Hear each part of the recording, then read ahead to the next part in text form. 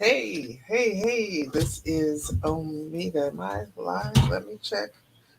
I think I am live. It looks like I might be. Sorry, let me check. You know me and technology, it's an adventure. Oh my goodness. Oh, yes, there I am. Hey, everyone. This is Omega. Welcome to Why Voting Matters. And again, this is Omega, and I help everyday people demystify American politics so that you can vote with confidence and build a better America for us all.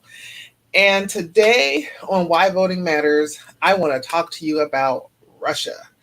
What you've been hearing in the news, what's going on. I'm going to help deconstruct it, figure out what's going on and why, this goes to why voting matters.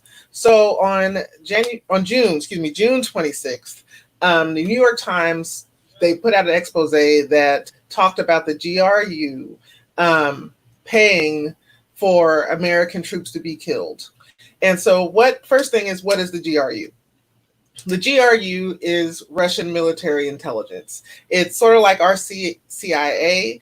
It's a descendant. It's a descendant of the KGB.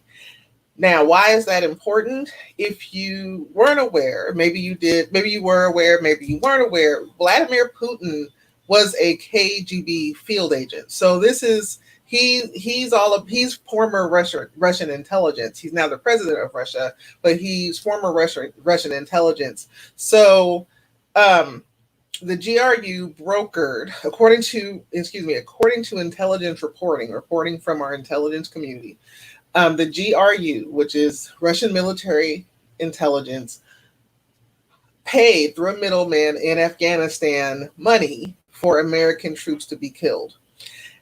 And what the kicker about this is, and what the crux of the story was that the president was notified of this back in March.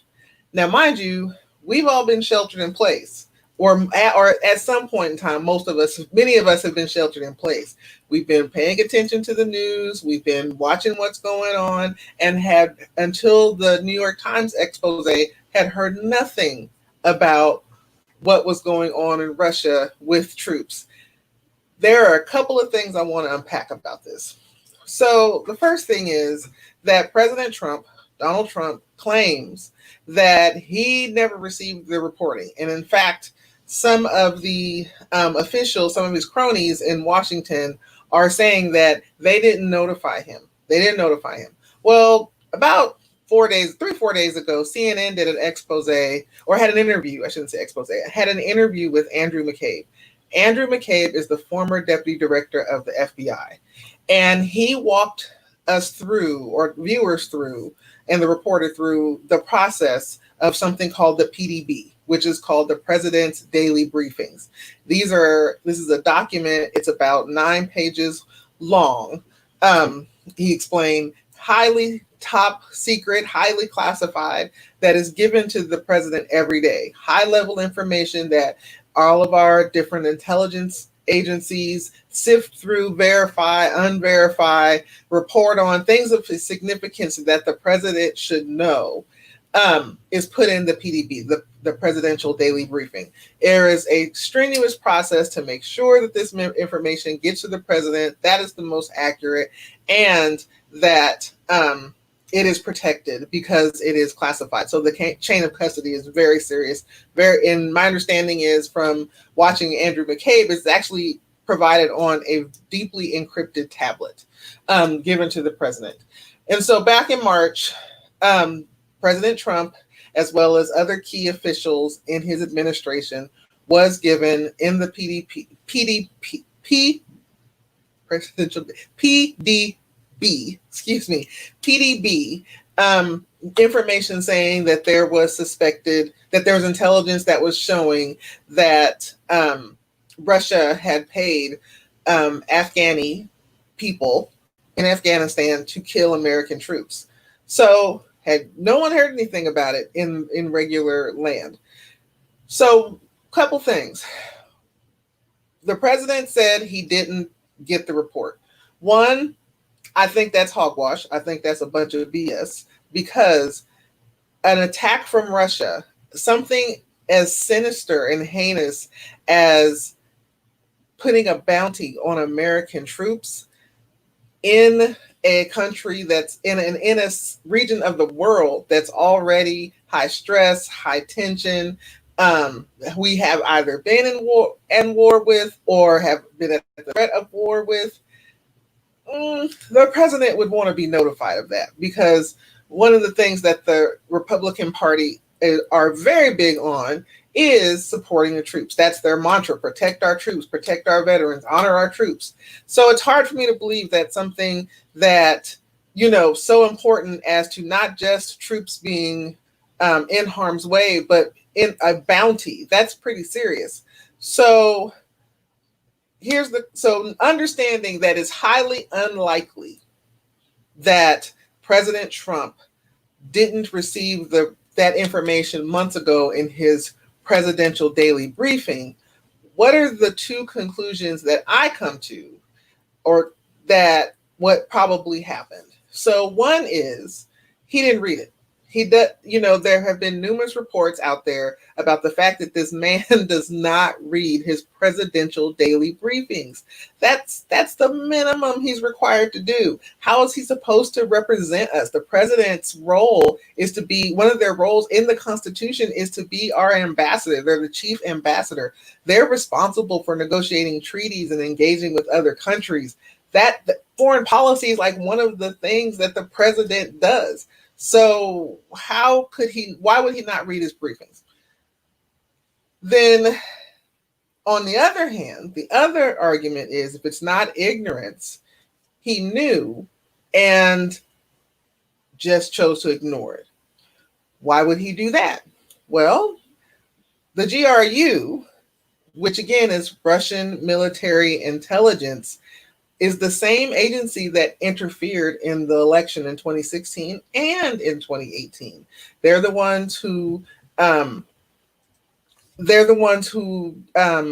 used data that the Trump campaign had and took that and created bots and all kinds of things. Like a lot of the stuff we see on Facebook, a lot of the rules we're seeing, why, if you use ManyChat, there are issues with ManyChat where you have to go through these protocols. All these protocols are being put into place, if you remember, have been put into place in the last few years. A lot of that has to do with Facebook trying to respond to the Russian interference. So I say all that to say the GRU is that agency who did that. They interfered in 2016. Donald Trump was elected. They interfered in 2018. They weren't as successful because we are aware. So what I have seen of Donald Trump is that he is pretty self-serving. And his key interests in everything that he handles seems to be his own interests, whether it's a patent for his daughter's business in China, whether it's tariffs in China, trying to encourage the farmer vote, whatever it is, it's always self-serving, and it's always been about him getting reelected. So either way, it's bad. I mean, one is definitely more sinister than the other, which is the one that's more sinister is that he knew and chose not to do anything. The one that's least sinister and still pretty bad is that he didn't read his daily briefing. I tend to actually believe that he's just so incompetent that he didn't read his daily briefing. Why do I think that? Well, Andrew McCabe, the former deputy director of the FBI, he actually, in the same interview with CNN, actually talked about his experiences briefing President Trump. For example, he said if you wanted to get the president's attention, you had to put it in a video he wasn't going to read. Okay. It was a 9-page document. I'm not sure why he wouldn't read that, but regardless how you feel about that, he didn't read them. And so because of him not reading his daily briefing, he was negligent in his duties as again, quite frankly, in his duties as president. And as a result, American troops have lost their lives. We're getting reports daily about this. And so I'm really encouraging you to keep watching, jot down questions that you may have about this. Where I'm definitely going to be digging into it, gathering more information. I'll be sharing with you what's going on. I hope that you really digest this, because all this information is stuff that you have to consider in the picture when you vote and why you vote. If you are unhappy with the status quo, with the way things are, then I cannot stress enough how important it is for you to become a part of the system. I mean, a solution. And so understanding that, and understanding that you may not be comfortable with your level of knowledge, that's what we're here to do, and what I'm here to do, and why voting matters. I want to help you connect the dots. I want to help you understand what's going on in the news, how it ties to history, where it ties to policies that were established years ago that have effects today. And so I hope that you found this valuable. I can't wait to join you next week, where I help break down what's going on in the world. I'll definitely be keeping my finger on the Russia situation. I definitely want to talk to you about the civil unrest that's happening, the protests, and why that's going on, and how we can all be a part of a solution for making America a country that really works for everyone. So, in the meantime, I want you to get educated on the issues. I want you to feel empowered with what you know, and then I want you to engage in our system. Our system needs every single one of us to be engaged. So, until next week, this is Omega signing off.